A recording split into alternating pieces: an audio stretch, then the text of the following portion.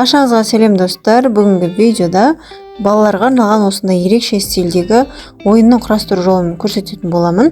Егер де қалай жасалу керектігі қызық болса, үйренгілеріңіз келсе, видеоны соңына дейін көріңіздер. Видеоны толық көрмес бұрын менің каналыма тіркеліп, лайк басып, комментарий жазуды ұмытпаңыздар. Әрі менің видеоларымды жоғалтып алмау үшін колокольчикті де басып отырыңыздар, және де міндетті түрде достарыңызбен бөлісіңіздер. Бізге бұл ойынды құрастыру үшін canva.com сайты керек. Оған кіріп регистрация жасаймыз. Сонда бізге осындай экран ашылады. Осы жерден презентация бөліміне өтеміз. Соның ішінде біз осы ойынды құрастыратын боламыз. Астыға қарай түсетін болсақ, әр түрлі тақырыптарға арналған презентация түрлері бар. Осының ішінде презентация игр дегенге барамыз. Посмотреть все дегенді басатын болсақ, бізге ойындардың өте көп деген түрлерін көрсетеді.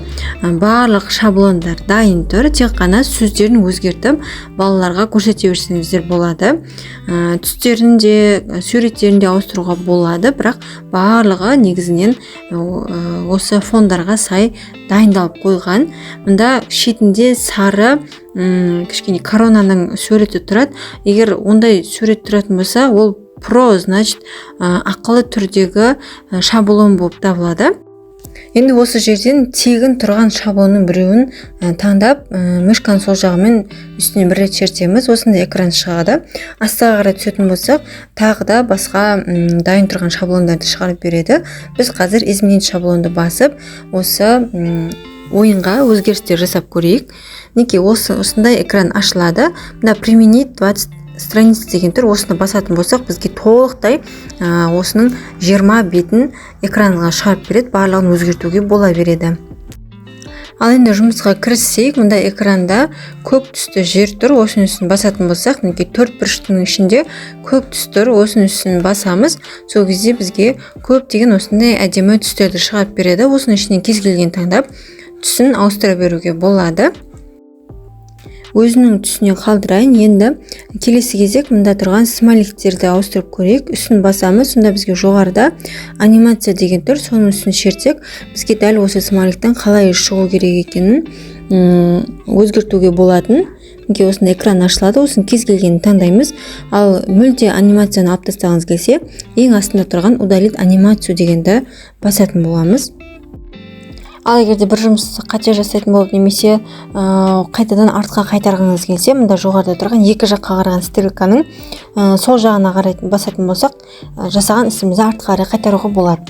Енді мына тұрған значоктың үстін басайық. Бұны өшіріп тастауға да болады, делетті басамыз ол үшін, немесе орнын ауыстыруға болады, үлкейтіп кішірейтуге де болады. Осылай өзгерістер жасай береміз. Енді астындағы угадай слово дегеннің үстін шертетін болсақ, мышканың сол жағымен біз осы жазуды өзгерте аламыз. Қазір бір сөз жазып көрейік. Неке сөздер тап деп жаздым. Осының үстін бір рет шерткен кезде неге жоғарыда бет деп тұр. Осының үстін шертетін болсақ, бізге көп деген шрифттарды көрсетеді. Осы шрифттардың ішінен кез келген таңдауға болады. Немесе мұнда жоғарыда 180 деп жанында плюс-минус тұр. Осыларды басатын болсақ, сөздің размерін үлкейтіп кішірейтуге болады. Ал А деген значокты басатын болсақ, жазған сөзіміздің түсін ауыстыруға болады.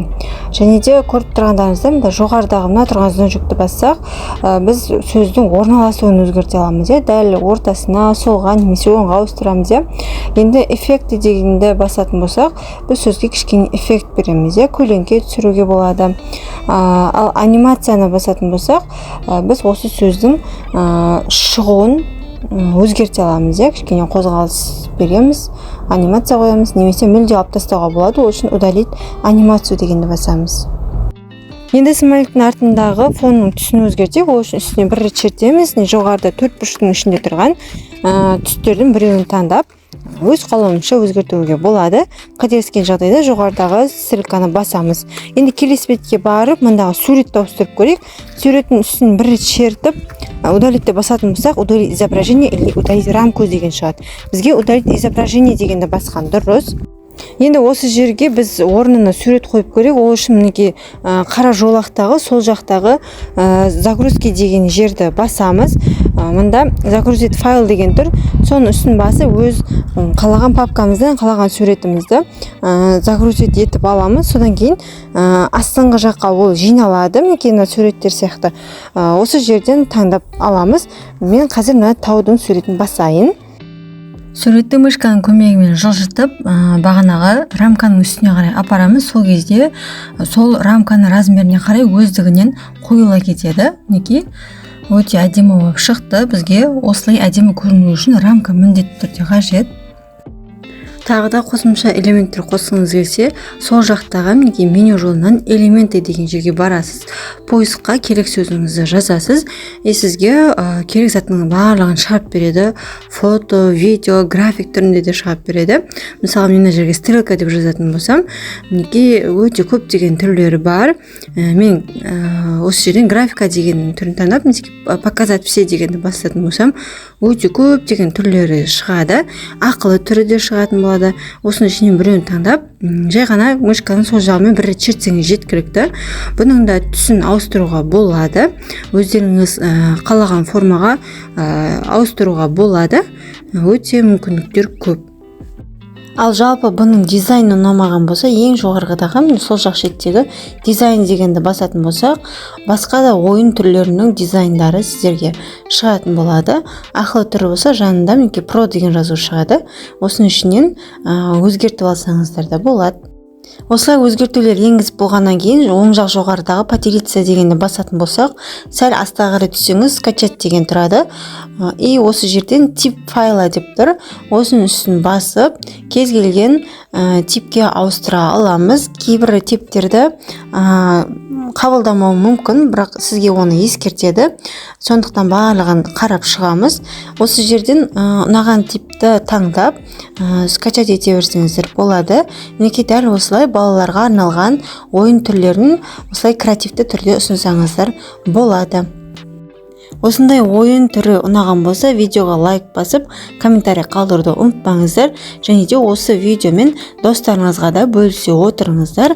Және де каналға тіркеліп, колокольчикті басып отырыңыздар. Мен алдағы уақытта өте көп деген құнды ақпараттармен бөлісетін боламын.